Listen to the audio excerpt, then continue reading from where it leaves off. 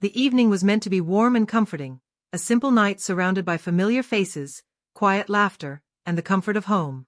My husband, Ethan, had been buried in work for weeks, his late nights at the office turning into a routine.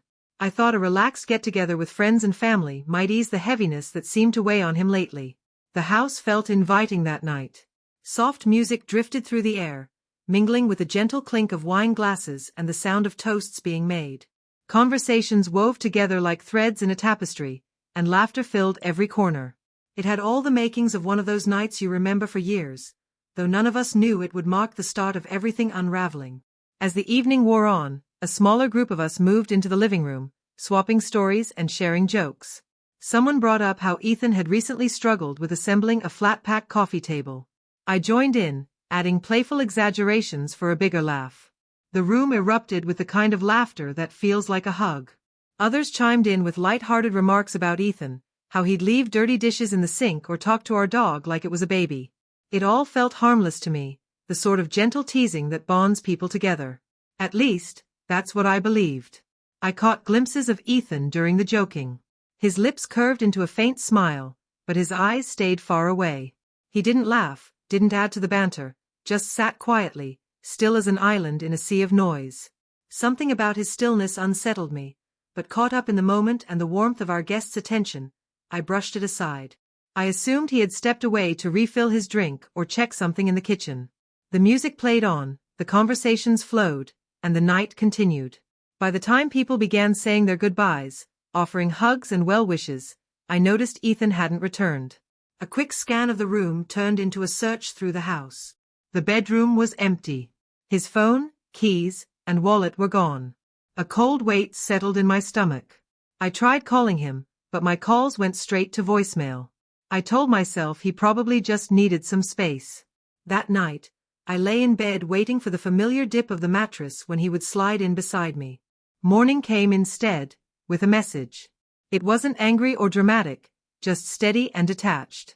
He said he wasn't worn out from his job, but from always being the punchline. From forcing smiles while feeling humiliated. From shrinking in front of the people we both cared about. He said it cut deepest when I joined in instead of standing by him, that in a room full of joy, he had felt utterly alone. I read those words over and over, each sentence striking harder than the last. Hurting him had never been my intention. I called him repeatedly, but only silence answered, louder than any scream. 2 days later, I pulled into the driveway after work and froze. A moving truck sat out front. My chest tightened. Inside, the house felt stripped bare in ways I hadn't known were possible. His side of the closet was empty. Jackets and shoes, gone. Even his favorite coffee mug was missing. The air itself seemed heavier, as if the house could feel his absence. Friends began to check in. Some were confused, others admitted they'd noticed something different in him that night.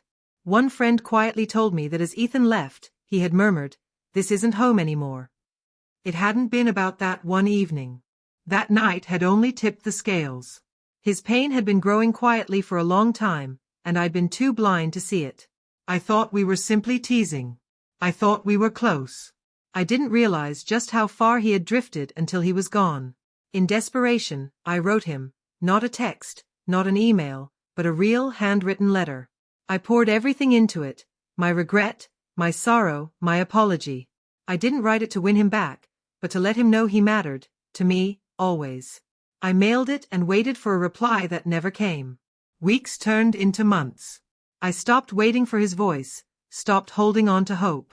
Then, one day, an envelope arrived from a law firm, divorce papers. No conversation. No confrontation. Just ink on paper, drawing a final line under everything we'd once shared. I signed them while sitting on the same couch we had picked out together, in a home now echoing with memories, each one shadowed by the weight of his absence. That night kept replaying in my mind like an unbroken loop. I wish I had seen his hurt. I wish I had stopped the laughter. I wish I had stood by him, been his safe place instead of his shame. Now, when I'm at gatherings and someone becomes the target of teasing, I don't just listen to the laughter. I watch the faces. I look for the ones who stay silent. I see the smiles that never reach the eyes. And every time I think of Ethan, the man who never mocked me, never belittled me, the man I failed to protect when he needed me most.